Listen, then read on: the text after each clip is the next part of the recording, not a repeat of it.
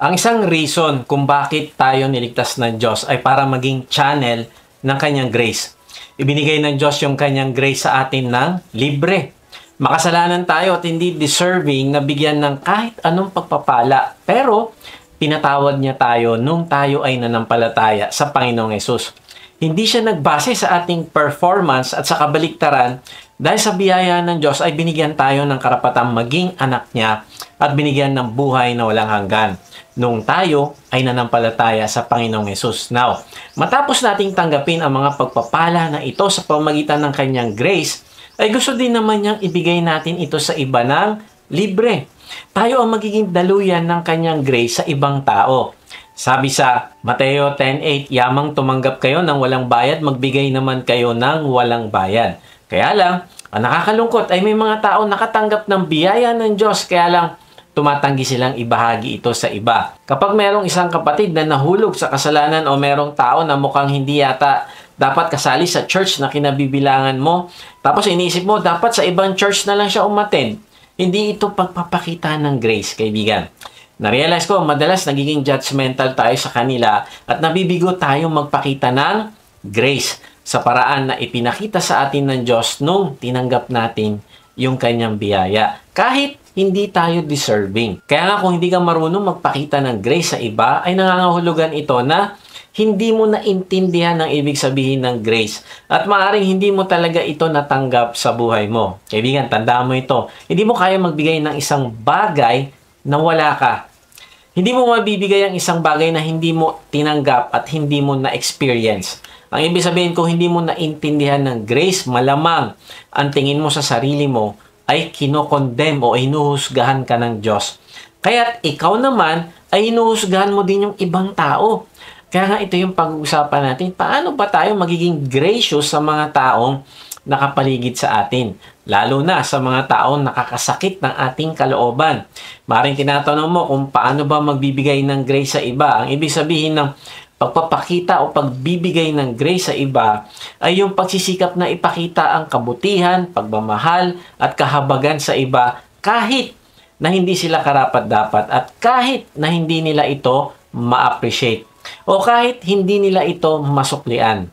Parang si Noah na for 100 years ay sinikap niyang ibahagi ang salita ng Diyos sa mga tao upang sila ay maligtas din sa baha. Pero walang nakinig sa kanya at malamang na tinatawanan pa siya ng mga ito dahil sa kanyang ginagawang bangka. Pero sa kabila nito ay nagpakita ng grace si Noah sa mga tao at patuloy silang binigyan ng pangaral at babala hanggang sa pagdating ng araw ng paghuhusga ng Diyos. Nakatanggap ng grace si Noah mula sa Diyos at ito naman ang kanyang ibinalik sa Diyos sa pamamagitan ng pagpapakita din ng grace sa ibang tao.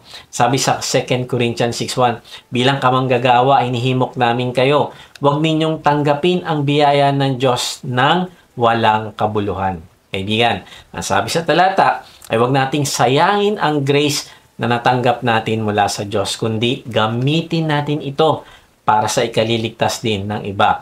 Kung bago ka sa channel na ito, ay tapusin mo ang mensahe upang maging matagumpay ang relasyon mo sa Diyos at ang relasyon mo sa ibang tao at hindi masayang ang grace na natanggap mo din sa Diyos. Facing challenges and feeling overwhelmed? Discover the power of God's grace, a divine gift that brings strength and hope.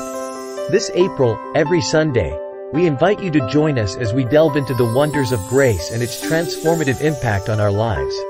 We'll explore the true essence of grace, its role in our growth, and how to infuse our daily lives with its presence. Tune in live on the Up Live app to be part of our journey. Get ready for a month filled with inspiration and discovery.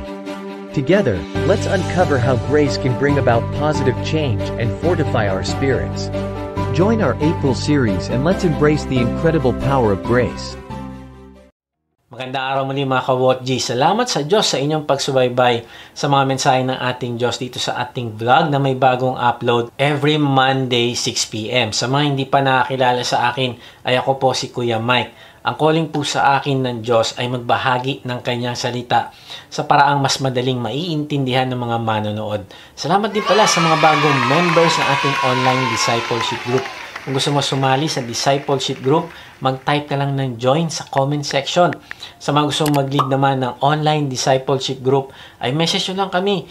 Type nyo ang salitang lead at magre-reply kami para sa link ng registration. Meron nga pala tayong live worship service sa UpLive na ginaganap every Sunday 10 a.m. Pwede namin kayong ipanalangin dito pagkatapos ng service. Sa mga gustong sumamba, nakasama namin ay mag-type lang kayo ng worship at padadala namin kayo ng link. Kung hindi ka pa nga pala nakakasigurado sa iyong kaligtasan, hindi ka sigurado kung matapos ka mawala sa mundong ito ay makakasama mo ang Diyos sa langit, mag-type ka ng save sa comment section at babahaginan ka namin ng mabuting balita. Okay, balik tayo sa topic. Paano nga ba tayo magpapakita ng grace sa ibang tao? Lalo na kapag mahirap pang sitwasyon o hindi naman deserving ang tao na pagbibigyan natin ng grace. May 3 point tayo na pag-uusapan. Low. Bakit low? Kasi kailangan nating tanggalin yung pride at magpakumbaba kung gusto nating magpakita ng grace sa ibang tao. So L is let go of offense. O is offer words that build up, not tear down. At W is walk in service without expecting anything. So number 1, let go of offense. Kung gusto mo magpakita ng biyaya sa iba, gaya ng pagpapakita ng Diyos ng biyaya sa iyo, ay palagpasin mo ang offense na ginawa sa iyo o patawarin mo na ang taong nakasakit sa iyo. Sabi sa Ephesians 4:32, maging mabait kayo sa isa't isa, mahabagin, nagpapatawaran sa isa't isa kung paanong pinatawad kayo ng Diyos kay Kristo. Ang pagpapatawad ay isang makapangyarihang pagpapakita ng biyaya ng Diyos sa mga taong pakiramdam natin ay hindi naman dapat bigyan ng grace. Ang pagpapatawad ay pagpapakita din sa Diyos na talagang nakatanggap tayo ng grace niya at na-appreciate natin ito ng sobra to the point na natuto tayong maging gracious sa mga difficult na tao. Yung tinatawag na mga EGR, yung extra grace required na tao. Na-realize ko ang tinuturo ng Diyos sa Bible ng pagpapatawad ay konektado sa ginawa niyang pagpapatawad din sa atin. Hindi niya tayo uutusan na magpatawad ng walang kondisyon kung siya mismo ay hindi nagpatawad sa mga kasalanan natin sa isip, sa puso at sa ginagawa natin. Kaya kung pinatawad ka ng Diyos ay marapat lang na magpatawad ka din ng iba. Kaya lang ito ay mahirap, pero ang blessing ay kapag ginawa mo ito, magkakaroon ka ng kalayaan mula sa bigat ng sama ng loob, sa kahihiyan, sa kawalan ng peace at joy, at magkakaroon ka pa ng bagong simula. Kapag natuto kang magpatawad, ay pinapakawalan mo ang ibang tao at pinapakawalan mo din ang iyong sarili. At nagagawa mo na kung ano ang kalooban ng Diyos sa buhay mo. Pero habang meron kang kinikimkim na galit sa ibang tao, ay hindi mo magagawa ang pinapagawa ng Diyos sa iyo. Kahit kailan hindi ka magiging intimate sa Diyos.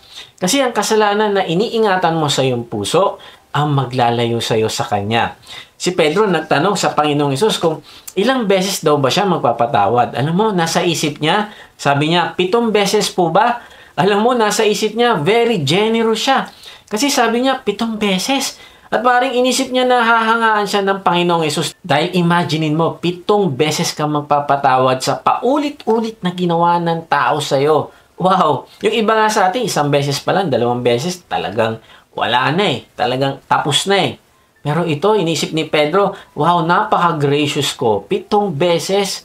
Pero, tingnan mo, na-shock siya. Kasi iba yung naging sagot ng Panginoong Hesus. Sabi sa Mateo 18:22, sinabi ni Jesus sa kanya, sinasabi ko sa iyo na hindi lamang makapito, kundi hanggang makapitumpu-pitong ulit. Wow, grabe.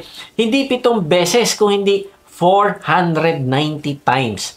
Now, hindi ibig sabihin na nililimitahan ng Panginoong Hesus ang pagpapatawad na hanggang 490 times lang. Pag ika-491 na ang offense, ay pwede nang hindi magpatawad. Hindi yun ang ibig sabihin. Ang ibig lang sabihin ay magpapatawad ka ng walang hanggan. Unlimited. Bakit?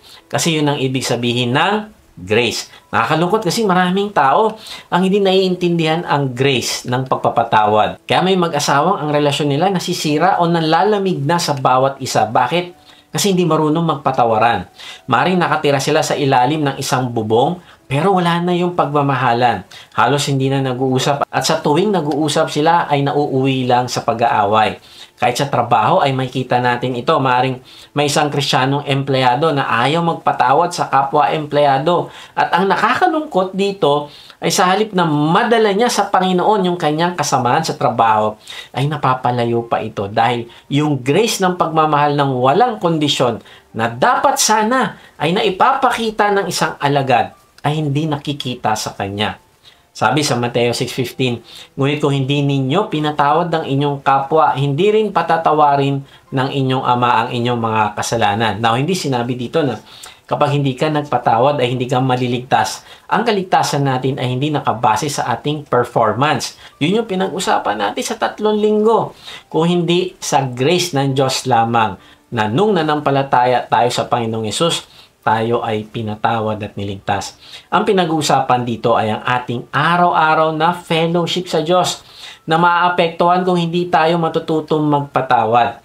Parang ang anak mo na nagkasala, halimbawa sinagot ka, nagrebelde sa'yo. Nakakaapekto ito sa inyong malapit at nagmamahalang samahan. Maaring nagkakailangan na kayo mag-usap at hindi na kayo at ease sa bawat isa. Pero ang inyong relasyon bilang magulang at anak ay naroon pa din at hindi yun mawawala. Bilang magulang ay mamahalin mo pa din ang iyong anak kahit na siya ay nagrebelde. At gagawin mo ang lahat para lang siya maituwid at mapabuti. Kahit pa nga siya ay iyong disiplinahin. Now, kapag hindi tayo nagpapatawad at nagre-rebelde din tayo sa Diyos at dahil ayaw mo sundin ang kalooban niya, ay naapektuhan din ang fellowship niyong dalawa. Kaya nga, alalahanin natin na ang pagpapatawad ay nakakabuti sa ating katawan, isip, at spiritual na buhay.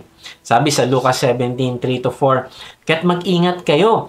Kung magkakasala sa iyo ang kapatid mo, pagsabihan mo. At kung siya'y magsisi, patawarin mo. Kung 7 ulit siya nagkasala sa iyo sa maghapon at 7 ulit ding lumapit sa iyo at sabihin niya, nagsisisi ako, dapat mo siyang patawarin. Now, ano ba yung mga dapat nating ihinto para matuto tayo magpatawad? So, una, stop justifying it. Hindi mo kailangan patunayan na ikaw ang tama, ikaw ang inapi at maling-mali talaga ang ginawa sa'yo, kaya tama lang na gumanti. Ibigan, huwag na.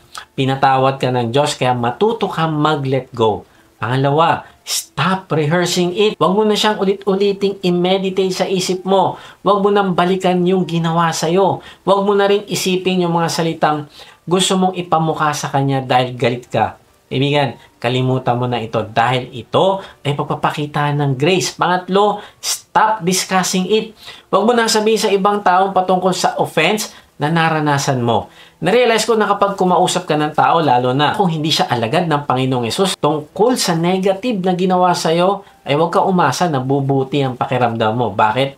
Kasi i-validate niya lang ang kagustuhan mong gumanti. Sasang-ayunan at gagatungan niya ang kung anumang kinuwento mo. At ang mangyayari, dalawa na kayong galit dun sa tao na yon. Tapos, minsan, gagawa pa ng group chat para lang sa topic na yon. Kaya kaibigan, kung gusto mo sundin ang Diyos na nagbigay ng grace sa'yo, itigil mo pag-usapan ng iyong mga kaaway sa harap ng ibang tao. Now, hindi lang natin dapat alam kung ano yung ihihinto natin, kundi dapat alam natin kung ano yung sisimulan nating gawin upang magpakita ng grace. Una, love your enemy. Sabi sa Mateo 5:4-4, ngunit ito naman ang sinasabi ko, ibigin ninyo ang inyong mga kaaway at ipanalangin ninyo ang mga umuusig sa inyo. Ang ibig sabihin ng mamahalin natin yung ating kaaway ay sa halip na mag-isip ka ng masama laban sa kanya, ay papakitaan mo na lang siya ng mabuti. Sa halip na gantihan mo siya, ay patatawarin mo na lang siya. Nung tumatakbong presidente si Abraham Lincoln, ay may lalaking oposisyon na sinisiraan siya at pinagtatawanan. Iniinsulto yung itsura niya. Hindi daw dapat maging presidente ng Amerika yung ganong itsura. Pero ganon pa man, ay nanalo pa rin si Lincoln. At dumating yung time na kailangan niyang mamili ng Secretary of War.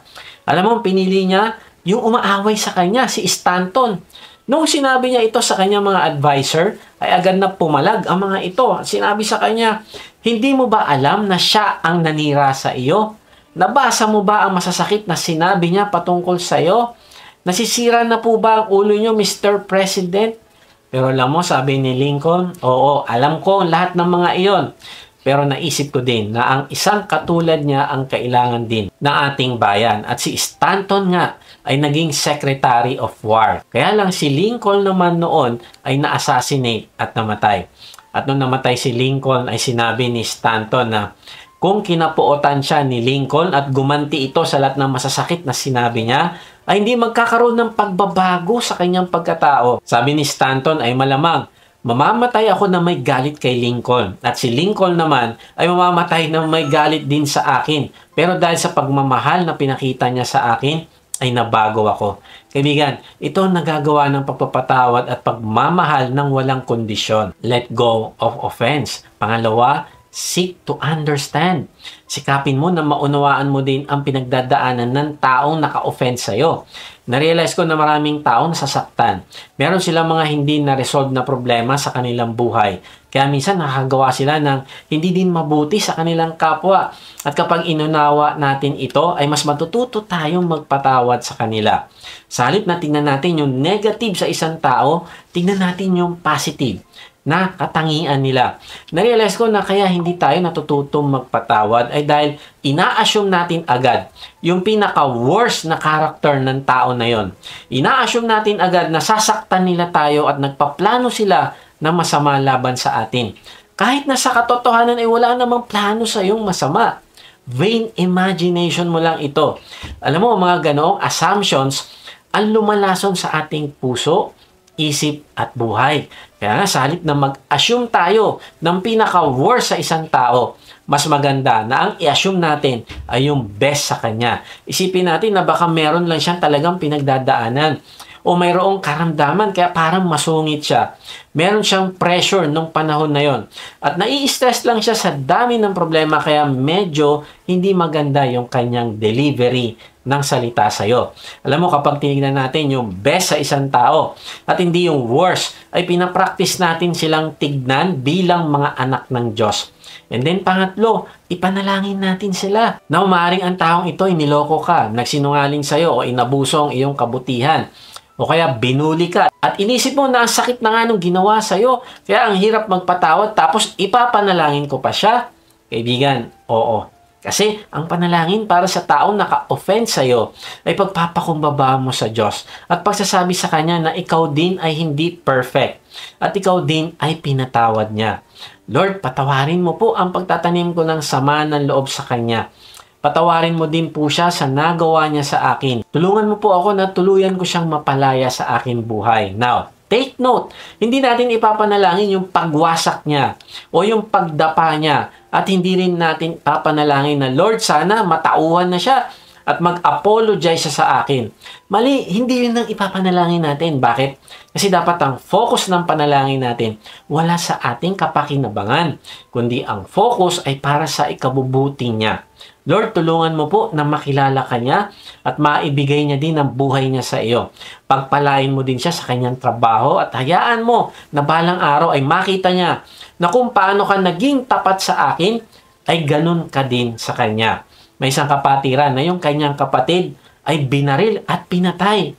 Nalungkot ang kanilang buong pamilya dahil sa biglaang pagpanaw ng kanilang mahal sa buhay. Sabi ng ating kapatid na yon, ay nahirapan siya magpatawad pero buti na lang at tinulungan siya ng Diyos na magproseso kung paano patawarin ang pumatay sa kanyang kapatid. Now, ito yung nangyari. Sa maraming taon kasi, yung ating kapatid na yon ay nasa prayer list niya yung kanyang namatay na kapatid at pinagpe-pray niya ito palagi.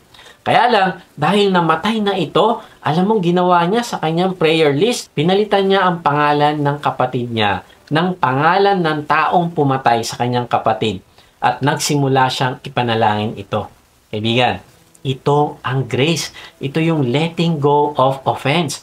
Kaya kung mananalangin tayo, we should remember our own sin. Kailangan nating alalahanin yung ating sariling kasalanan at hindi lang inaalala natin yung kasalanan ng ibang tao sa atin. Naalala ko, yung servant na pinatawad sa milyong-milyong utang na hindi niya kayang bayaran sa kanyang master. Pinatawad siya dito. Kaya lang ay hindi siya nakafocus sa malaking utang niya na pinatawad ko. Hindi ang focus niya ay yung utang na 100 piso sa kanya ng isang tao. Hindi siya nagpatawad at pinakulong niya ito. Bakit? Kasi nakakalimutan niyang siya ay nakatanggap ng grace. Kaya dapat nating alalahanin lagi yung ating sariling kasalanan na pinatawad ng Diyos upang matuto tayong magpatawad din sa iba. Sabi sa Mateo 7:1-5, huwag kayong humatol nang kayo'y di hatulan, sapagkat hahatulan kayo ng Diyos ayon sa paghatol ninyo sa iba. At susukatin kayo ayon sa panukat na ginagamit ninyo sa iba.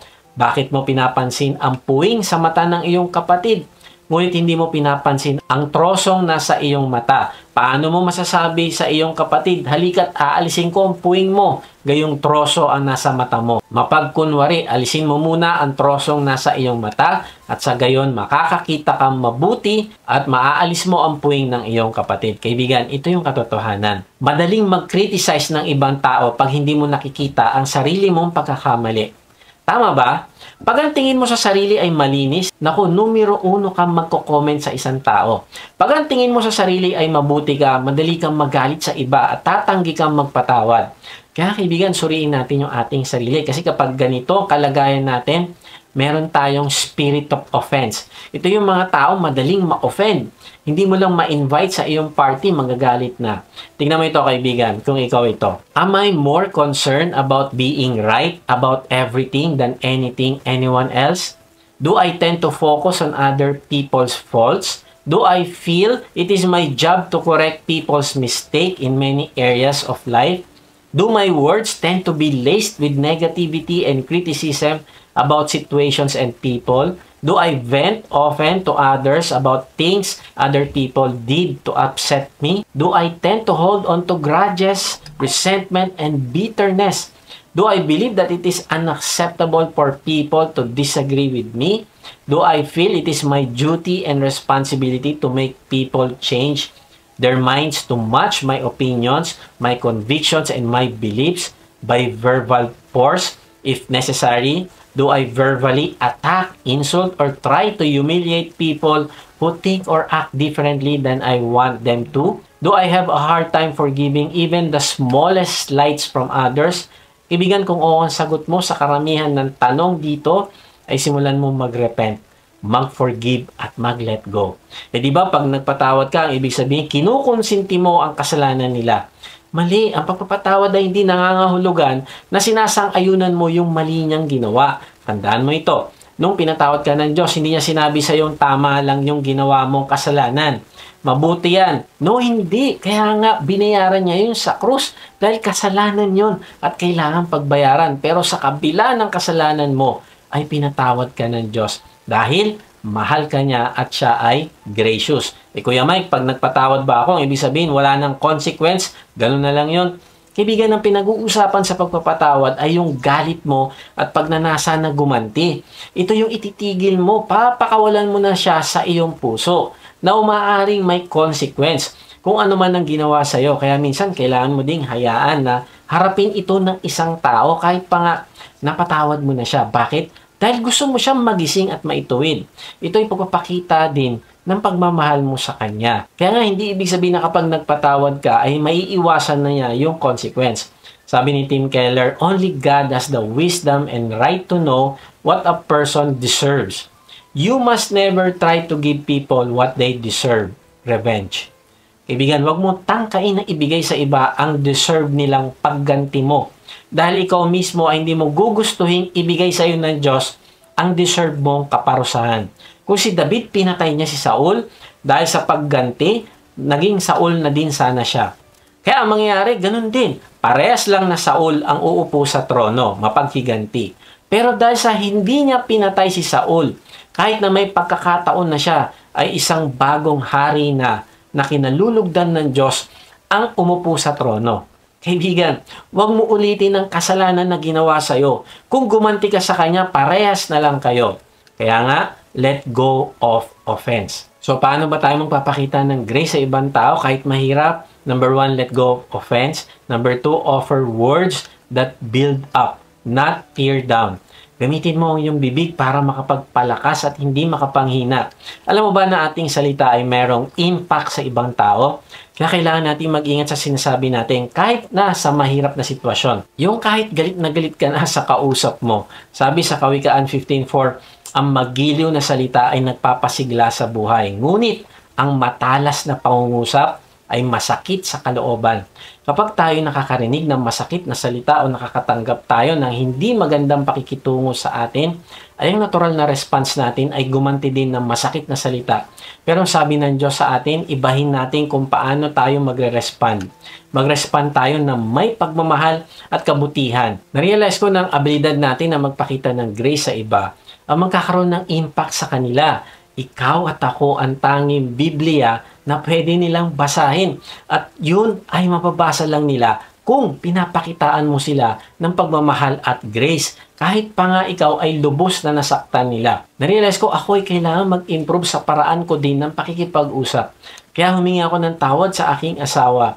At sabi ko sa kanya ay by God's grace. Ay sabihin niya sa akin pag nahuhuli niya na ang aking tono ng boses at salitang binibitawan ay hindi nakakapagpalakas sa kanya o hindi nakakapagpahina.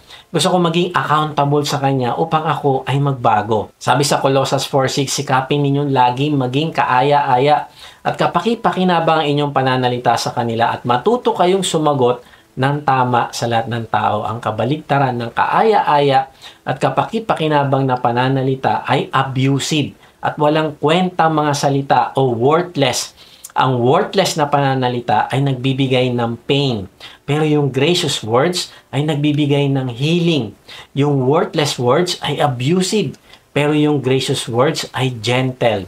Yung worthless words nakakapagpahina. Pero yung gracious words nakakapagpalakas.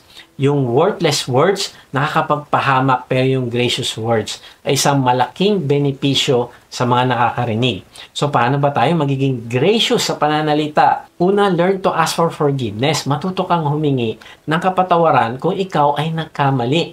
Sabi sa Matthew 5:23-24, kaya kung mag-aalay ka ng handog sa dambana para sa Diyos at naalala mong may sama ng loob sa iyong kapatid, iwan mo muna ang iyong handog sa harap ng dambana at makipagkasundo ka sa Kanya. Pagkatapos magbalik ka at maghandog sa Diyos. Grabe, no? Kung halimbawa ay nandun ka na sa church at nag-worship, tapos naalala mo meron palang tao na merong sama ng loob sa'yo, ano raw yung dapat nating gawin? Makipagkasundo and then saka ka bumalik at mag-worship. Ang ibig sabihin, ang priority natin ay ang pakikipagkasundo. Ang ibig sabihin, habang meron tayong kinikimkim na sama ng loob at mas pinipili nating huwag makipag-ayos, ay hindi ito magiging katanggap-tanggap na worship kahit perfect attendance ka pa sa church. Pero hanggat hindi ka nakikipag-ayos, hanggat hindi ka marunong magpatawad, yung worship mo ay hindi magbibigay lugod sa Diyos. Kaya nga, kailangan mo matutong magsabi ng, I'm sorry. Please forgive me. Kailangan mo i-deny ang iyong sarili, magpakumbaba ka at kainin ng iyong pride. Maaring totoo talaga ang offense na ginawa sa iyo ng isang tao, pero maari ding nag-respond ka ng mali. Tumaas ang boses mo o nagsabi ka din ng masasakit na salita, kaya kailangan mo pa ring humingi ng kapatawaran. Lagi nating tandaan na ang grace ay pagbibigay sa isang tao ng isang bagay na hindi niya deserve. Then, kung hihingi ka ng tawad, ay humingi ka ng mabilis. Huwag mo hayaan dumaan yung maraming araw, linggo, buwan o taon, then saka ka hihingi ng tawad. Kaya nakakalungkot kasi minsan puno tayo ng regret. Kasi minsan patay na yung tao, pero hindi ka pa nakapag-apologize sa kanya. Ang naalala niya, yung masakit na sinabi mo sa kanya. Kaya kaibigan, hindi mo alam kung ano naging epekto ng binitawan mong salita sa isang tao. Kaya ang pinakamabilis na paraan para maipakita mo ang grace sa tao na ka-offend sa'yo, kailangan mo ding humingi ng tawad sa kanya. At kung ikaw naman ang magpapatawad, gawin mo ito ng mabilis. Hindi mo kailangang antayin na humingi sila ng tawad at saka ka na lang magpapatawad. Hindi. Kahit hindi pa sila humihingi ng tawad. Pangalawa, watch the way you speak. Sabi sa Ephesians 4:29, huwag kayong gumamit ng masasamang salita, kundi iyong nakakapagpalakas at angkop sa pagkakataon upang makapagdulot ng mabuti sa mga nakakarinig. Then, sabi pa sa Kawikaan 15:1, ang malumanay na sagot nakakapawi ng galit, ngunit sa tugong marahas, puot ay hindi mawawaglit. Narealize ko, totoo naman na kung mahal mo ang isang tao, ay kailangan mo sabihin sa kanya talaga yung kanyang kamalian upang siya ay makapagbago. Kasi lahat tayo may blind spot at wala namang magsasabi sa kanya nun kung hindi tayo magmamalasakit na sabihin ito sa kanya. Pero hindi ito sa paraan na gusto mo siyang saktan sa pagkakamali niya, kundi kailangan mong umisip ng paraan upang sabihin ito ng may pagmamahal. At habang kinakausap natin siya ay sinusuri din natin ang puwing sa ating mata. Narealize ko na isang test sa maturity ng isang tao ay hindi yung galing niyang magsalita, hindi yung galing niyang magturo, kung hindi yung abilidad niya na pigilan yung kanyang bibig na magsalita ng mga salitang nakakapanghina at hindi nakakapagpalakas. Pangatlo, gratitude. Kaibigan, practicein mo magsabi ng thank you. Wala itong bayad. Kapag ginagawa mo ito, ay nakakapagpakita ka ng grace. Maaaring mag-message ka sa messenger o mag-text ka o gumawa ka ng card para sabihin sa isang tao na na-appreciate mo yung ginawa niya para sa iyo. Alam mo, minsan yung pagpapasalamat nakakapagbigay ng tuwa, sigla at kalakasan sa isang taong nalulungkot at nawawalan ng pag-asa sa buhay.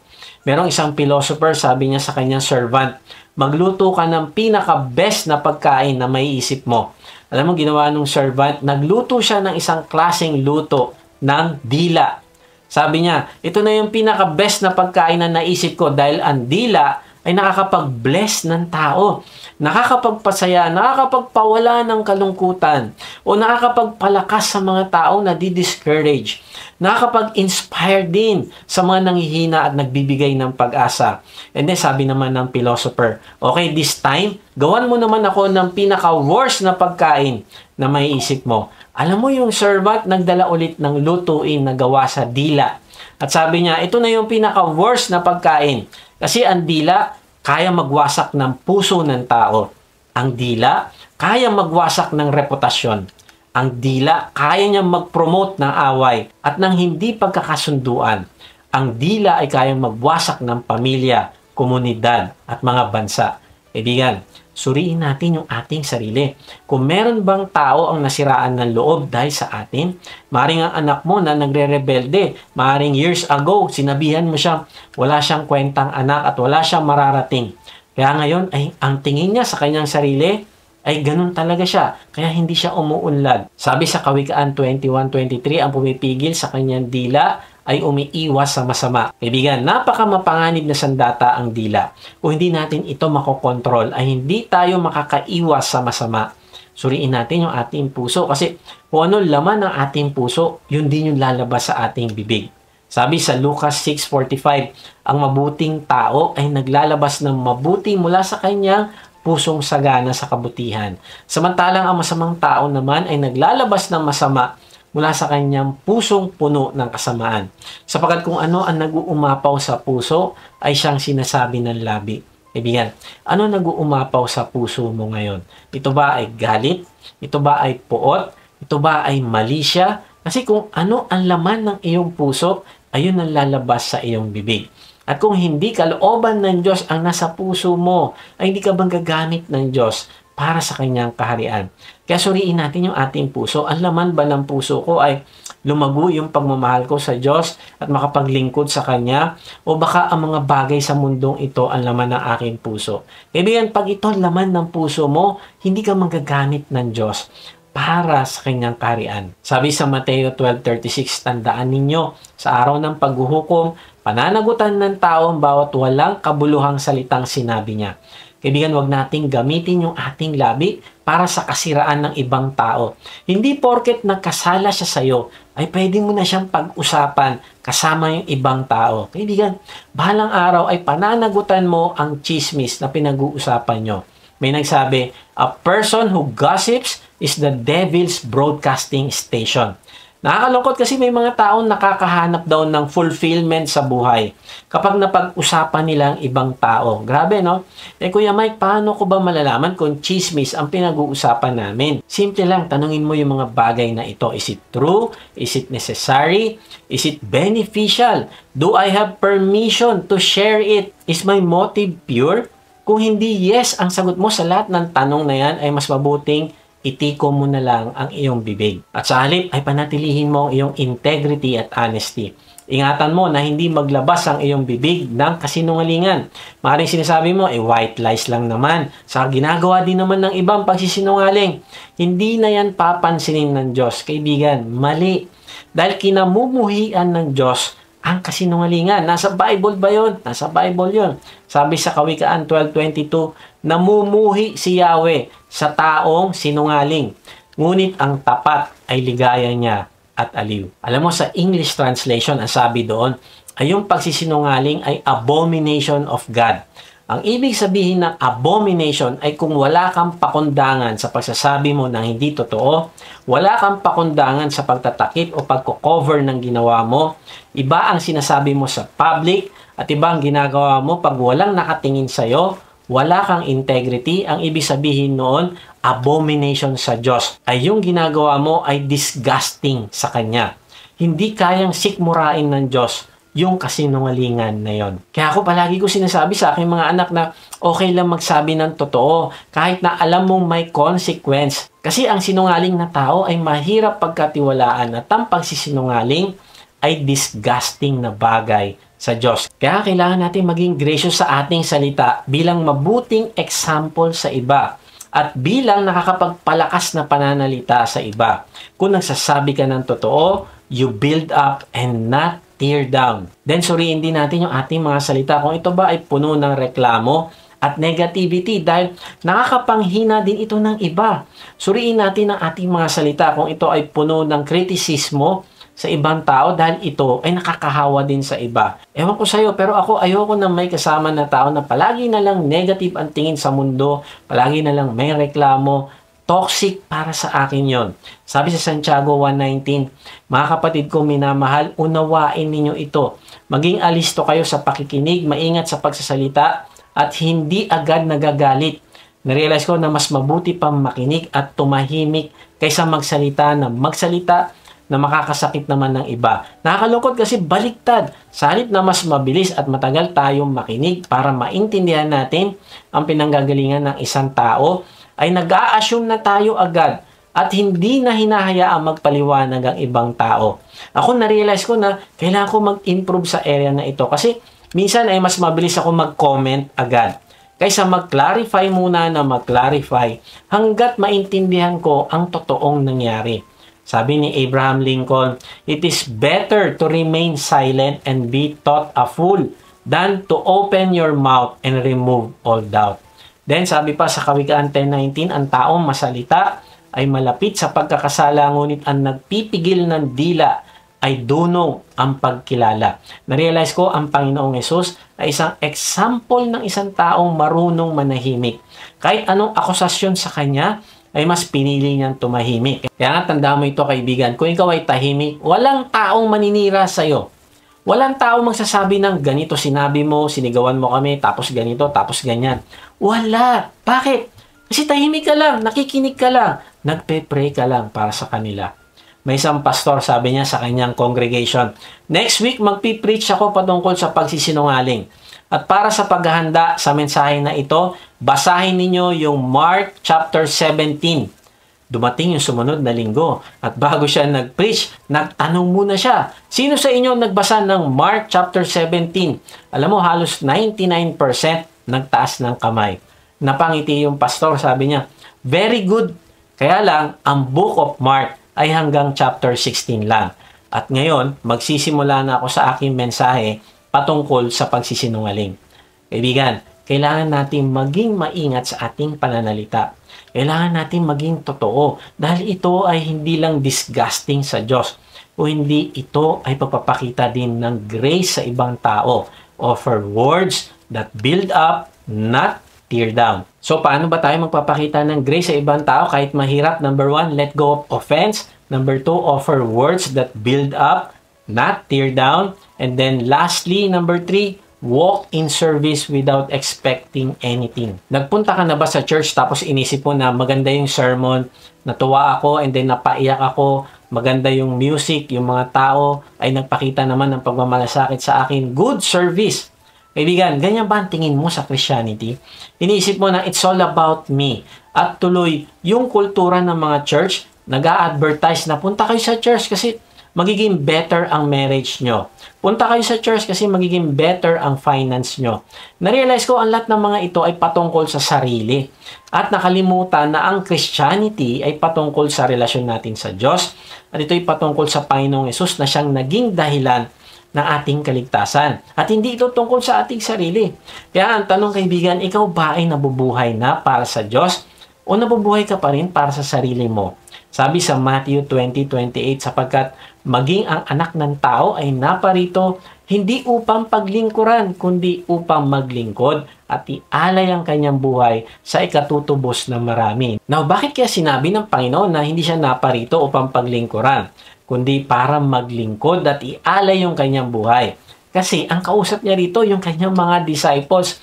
At nakita niya na silang lahat mayroong pansariling dahilan kung bakit sila sumusunod sa Panginoong Hesus. Ang nasa isip nila ay maghahari ang Panginoong Hesus, papatalsikin ang Roman government, at kaming mga alagad na magiging in charge sa aming bayan. Na-realize ko, ang focus nila ay yung kasikatan, kapangyarihan, karangalan.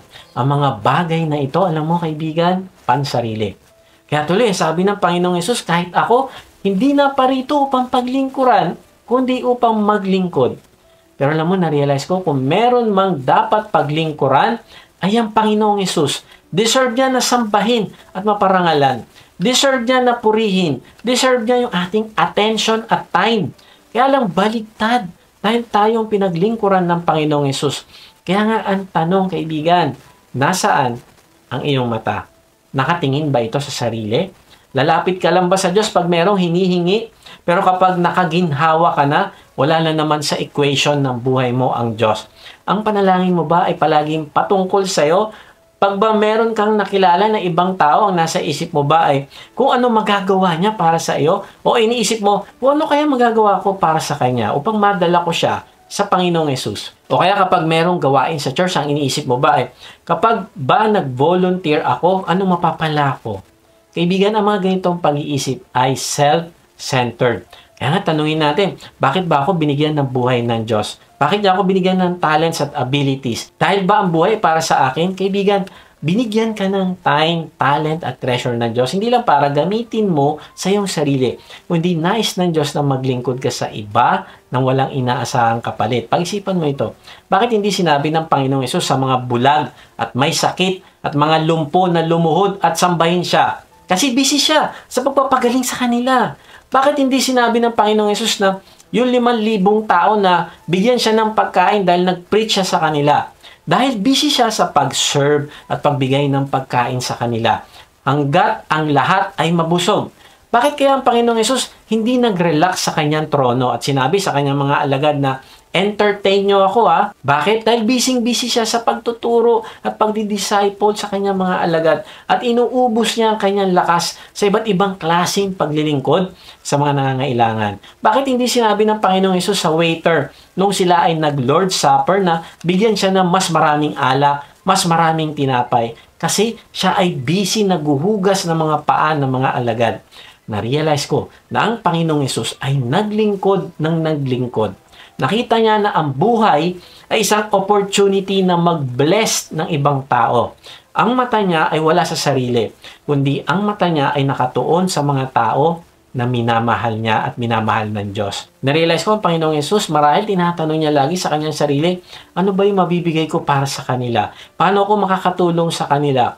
Ano kaya ang pwede kong gawin para maging mas close kami ng aking mga alagad? Kaibigan, simulan mo maging busy sa gawain ng Diyos. Kaya lang, ang tanong, paano ka magsisimula? Take interest in others. Tanungin mo ang mga tao na nakakasalamuha mo. Maging interesado ka sa kanila, matuto kang makinig, and then pakitaan mo sila ng pagmamalasakit. Alam mo, nung araw, nung ako ay may problema, ay talagang nakaka-amaze ang aking D-group leader at mga kasama ko doon sa D-group namin. Talagang binigyan nila ako ng time. Yung isa, pinasyalan ako sa aking opisina. Yung isa, yung aking D-group leader, nag-meet naman kami ng maraming beses. Yung isa naming kasama sa D-group, binigyan niya rin ako ng time. At ito ay kahit hindi pa nila ako masyadong kakilala dahil bago pa lang ako sa Bible study noon. Alam mo, naramdaman ko, importante pala ako. Ito mga taong ito ay busy sa kanilang mga negosyo. busy sa kanilang trabaho, pero binigyan nila ako ng time. At doon ko nakita yung grace. Doon ko nakita yung pagmamahal ng mga tao, nakatanggap din ng grace mula sa Diyos. Kaya nga kaibigan, tanungin natin yung ating sarili. Sinong tao ang pwede mong pakitaan ng interes? Sabi sa Filipos 2:3, huwag kayong gumawa ng anuman dahil sa pansariling layunin o pagyayabang. Sa halip, bilang tanda ng pagpapakumbaba, ituring ninyong higit ang iba kaysa sa inyong mga sarili. Narealize ko, pag binigyan mo ng time ang ibang tao, ay parang sinasabi mo sa kanila na ang turing ko sa iyo ay mas higit sa aking sarili. Pangalawa, look for needs and opportunities. Tumingin ka ng mga pagkakataon na maipakita mo ang pagmamahal sa isang tao. Maring may nalulungkot na kasamaan mo sa opisina, kapitbahay o kapwa nanay sa eskwelahan ng iyong anak. Pwede mo siyang tanungin kung ano yung pwede mong maitulong sa kanya. Hindi mo kailangan mag-speech o magpakita ng malalaking bagay sa kanya. Kung hindi yung makumusta mo lang siya, ay malaking bagay na. Maring minsan may kakilala ka na kailangan mong dalawin sa ospital. At yung pagdalaw na yon ay pagpapakita mo sa kanya ng grace. Pangatlo, share the good news of grace. Sabi sa Acts 20:24, however, I consider my life worth nothing to me. My only aim is to finish the race and complete the task the Lord Jesus has given me. The task of testifying to the good news of God's grace. Pansinin natin na hindi sinabi ni Pablo na ang pinakamahalagang bagay sa buhay niya ay ang magkaroon ng asawa. Hindi niya sinabi na ang pinakamahalaga sa buhay niya ay ang maging secure yung retirement benefits niya. Hindi niya sinabi na ang mahalaga sa buhay niya ay makapag-travel at makagawa ng mga fun activities. Pero ano sabi niya? I consider my life worth nothing to me. Walang halaga ang aking buhay. Hindi na ako ang nabubuhay sa sarili ko, kundi para sa Diyos na. Wala akong pakialam kung bugbugin ako, ikulong at bitayin. Grabe, bakit kaya ganon ang nasa isip niya? Ano ba yung pinakamahalaga para kay Pablo? Sabi niya, my only aim is to finish the race and complete the task the Lord Jesus has given me. Kaibigan, namatay ang Panginoong Hesus para sa iyo at para ipakita niya yung grace niya sa iyo upang ikaw din naman ay tuparin mo ang mission na binigay niya para sa iyo. Bakit? Kasi pag hindi mo yung ginawa ay mawawalan ng saysay ang kamatayan niya para sa iyo. Kaya ang tanong natin sa sarili ay kung mawawala ka ba ngayon sa mundong ito, ay sigurado ka na ba na merong ng kaluluwa ang pupunta sa langit dahil sila ay binahaginan mo ng mabuting balita? Kaibigan, ang greatest news sa buong mundo ay hindi yung gera sa Israel. Kung hindi ang greatest news na meron tayo ay namatay ang Panginoong Hesus para sa ating mga kasalanan at kung sino man ang mananampalataya sa Kanya ay hindi mapapahamak o hindi magkakaroon ng buhay na walang hanggan. Maaaring sinasabi mo, hindi naman ako magaling magsalita. Kaibigan, ang power ay wala sa galing mong magsalita. Kung hindi ang power na nakakapagligtas ay manggagaling sa mabuting balita na ibabahagi mo. Kaya nga sabi ni Pablo, Romans 1:16, sapagkat hindi ko kinakahiya ang ebanghelyo sapagkat ito ang kapangyarihan ng Diyos para sa kaligtasan ng bawat sumasampalataya, unay sa Hudyo at gayon din sa Griego. Maaaring sinasabi mo, nakalimutan ko na kung anong sasabihin ko. Kaibigan, meron tayong gospel tract. Babasahin mo na lang ito. Hindi mo kailangan ng malalalim na explanation sa kanya. Kung kailangan mo ng soft copy nito o PDF copy, sabihin mo lang, mag-type ka lang sa comment section na kailangan mo ng soft copy nito para magamit mo sa iyong cellphone. Mag-type ka lang sa comment section at bibigyan ka namin. Na-realize ko yung mga verse na nandito ang kakausap doon sa taong binabahaginan mo ng mabuting balita. O kaya maaaring sinasabi mo, wala naman yung pastor na gusto ko, kaya hindi ko ma-invite yung aking kaibigan sa church. Kaibigan, wag mo silang dalhin sa church para makapakinig sa paborito mong pastor. O hindi, dalhin mo sila sa church para makilala nila ang Panginoong Hesus. Natakot ako, kinakabahan ako kapag tumatayo sa pulpito. Kaibigan, natural lang yun sa atin. Kasi ang gusto natin, i-accept tayo ng mga tao. Pero ito yung tandaan mo. Meron pang mas nakakatakot kaysa sa pagtayo sa pulpito o pagbabahagi ng mabuting balita. Mas nakakatakot kapag nakatayo ka na sa harap ng Diyos at ipagsusulit mo sa Kanya kung anong ginawa mo sa iyong time, talent at treasure. Sino ang binahaginan mo ng mabuting balita? Sino ang mga ginawa mong alagad? Kaibigan, ito mas nakakatakot kapag hindi ka naging faithful sa part na ito.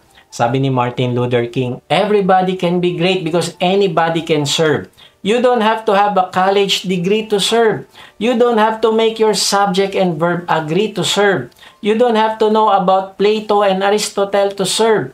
You don't have to know Einstein's theory of relativity to serve. You don't have to know the second theory of thermodynamics and physics to serve. You only need a heart full of grace, a soul generated by love. Narealize ko, ang paglilingkod sa tao ay nakaka-stress, minsan useless o nakakawalan ng gana. Pero ang paglilingkod sa Diyos ay sulit, sobrang honorable, sobrang fulfilling. Kaya kung nahihirapan ka, ay tingin ka lang sa Diyos. Kung marami kang complaint, tingin ka rin sa Diyos. At tanungin mo yung sarili, kung sino ang pinaglilingkuran mo. Pinaglilingkuran ko ba ang tao o ang Diyos? Kasi kung ang pinaglilingkuran mo ay ang tao, mahirap ito, nakakapagod at may pagkakataon na mawawalan ng pag-asa. Pero kung nakatingin ka sa Diyos, siya ang pinaglilingkuran mo sa pamamagitan ng paglilingkod mo sa iba, mag-iiba ang iyong perspective.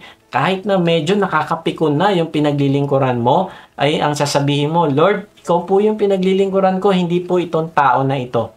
Natatandaan mo ba yung story ng Beauty and the Beast? Na yung tatay ay may kinuha doon sa isang malaking castle na pinamamahayan ng isang beast. Nahuli siya at ikukulong sana. Pero sabi sa kanya ng beast ay kung hahayaan mo na tumira dito sa akin ang iyong magandang anak, papakawalan kita. At ganun nga nangyari, tumira ang magandang babae doon sa castle kasama yung beast.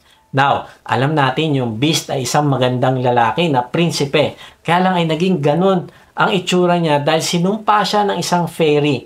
At babalik lang yung kanyang itsura kung merong magmamahal sa kanya ng totoo.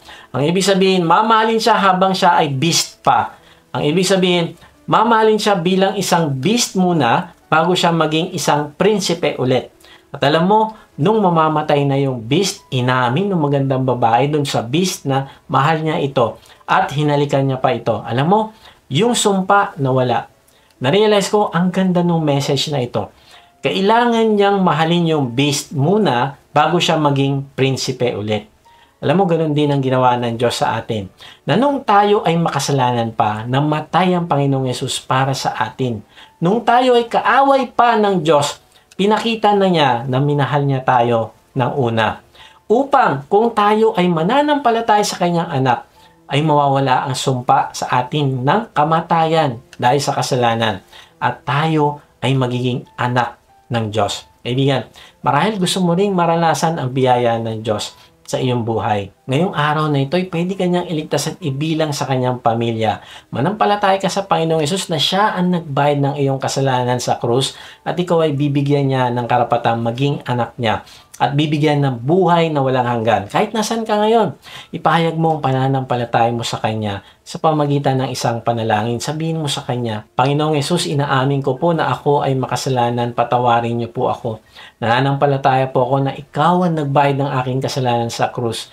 Ngayon nga'y binubuksan ko na yung aking puso. Pumasok at manahan sa aking buhay. Tinatanggap kita bilang aking Panginoon na tagapagligtas. Simula ngayon ay tatalikdan ko na yung aking kasalanan. Tulungan mo ako na ipakita ko din ng biyaya na tinanggap ko sa iba. Amen.